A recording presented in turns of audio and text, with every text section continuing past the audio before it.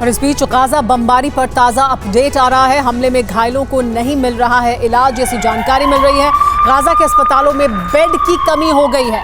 अस्पताल के गलियारों में पड़े हुए मरीज, क्योंकि इतनी बड़ी संख्या में मरीज पहुंच रहे हैं, उन्हें इलाज नहीं मिल रहा है। इलाज की कमी से बड़ी तादाद में मौत हो रही है। अस्पताल के कॉरिडोर में ही मरीज मौजूद हैं, क्योंकि बेड की कमी है। अस्पताल के गलियारों में ही मरीज पड़े हुए हैं। इलाज की कमी की वजह से बड़ी तादाद में मौत भी हो रही है।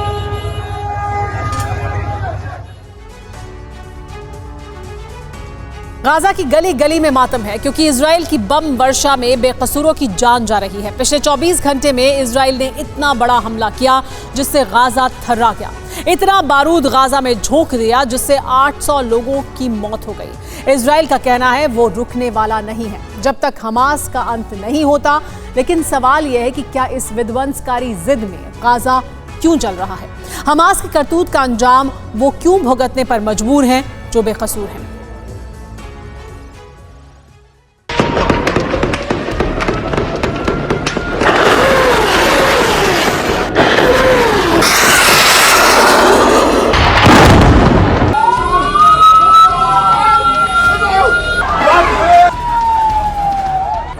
गाजा में बारूदी बवंडर, हमास का रॉकेट रन।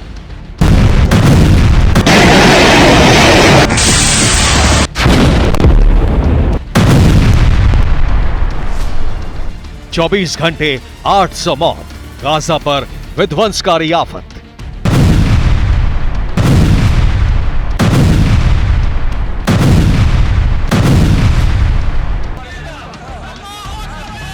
इतनी तबाही, इतनी चीख पुकार।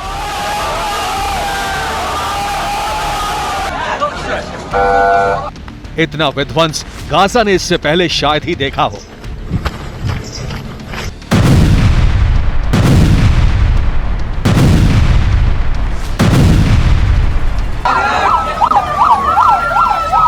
तीन हफ्ते पहले तक गाजा ऐसा नहीं था। आज देखिए कैसे कई इलाके शमशान बन गए हैं।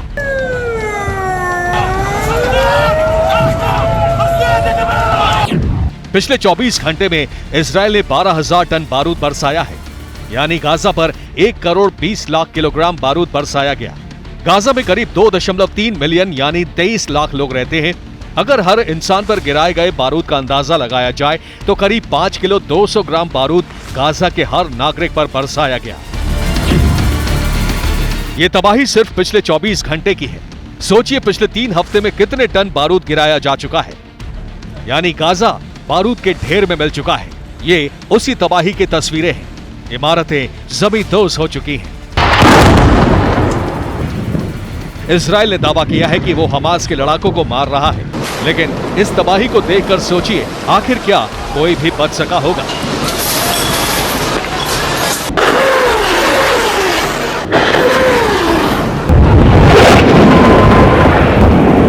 इजराइल ने गाजा पट्टी में किसी इमारत को नहीं छोड़ा। स्कूल, कॉलेज और मस्जिद को भी निशाना बनाया गया। आईडीएफ ने दावा किया है कि ये सुरंग अस्पतालों, मस्जिदों और स्कूलों में जाकर खुलती है, इसीलिए वहां बम गिराए जा रहे हैं। जाहिर है जब ऐसे इलाकों पर बम गिरेंगे तो तबाही ज्यादा होगी। इतनी बर्बादी के बाद भी इजराइल रुकने वाला नहीं।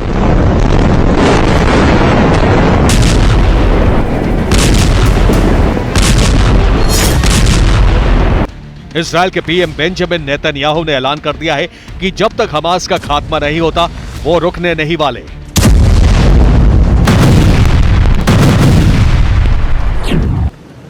אתמול בהתקפות שלנו בעזה אנחנו הכינו באויב את המכה הקשה ביותר שהוא ספג ביום אחד. אנחנו הרגנו עשרות רבות של מחבלים. गाजा से लेकर वेस्ट बैंक तक एयर स्ट्राइक की जा रही है। पिछले 24 घंटे में 800 मौतें हुई, जिसमें 200 बच्चे मारे गए।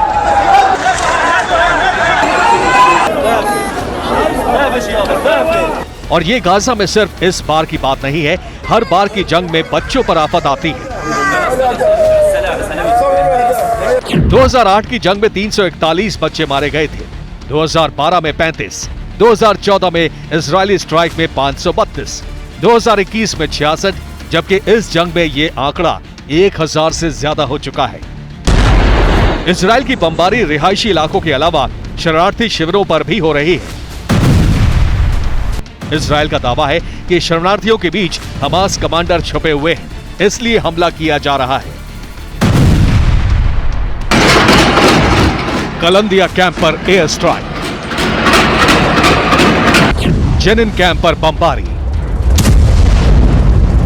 अस्कार कैंप पर ताबड़तोड़ हमला,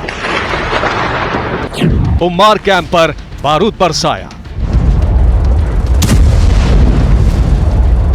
इसके अलावा आईडीएफ के कमांडरों ने पूरी रात हमास के कमांडरों और उसके कैडर को पकड़ने के लिए सर्च ऑपरेशन चलाया।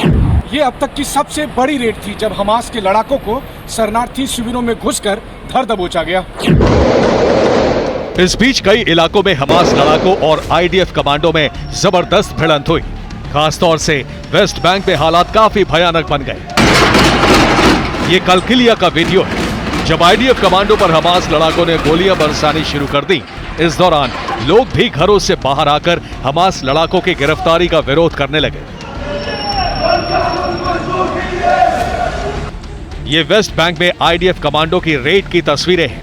रात के अंधेरे में एक घर को घेर लिया और वहां से हमास के लड़ाकों को पकड़ लिया। इसके अलावा कई दूसरे इलाकों में इसी तरह का ऑपरेशन चलाया गया।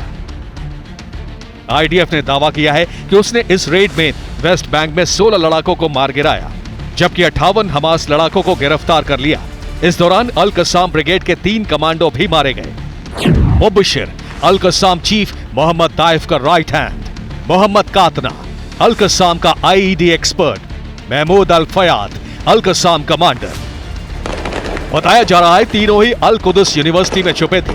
रात के अंधेरे में रेड करके तीनों को मार गिराया गया। इस दौरान गाजा के लोगों से भी आईडीएफ कमांडोज की झड़प हुई। हालांकि अभी तक इजराइल ने ग्राउंड ऑपरेशन शुरू नहीं किया है, लेकिन इस तरह की रेड वो आगे भी करने की बात कह रहा है।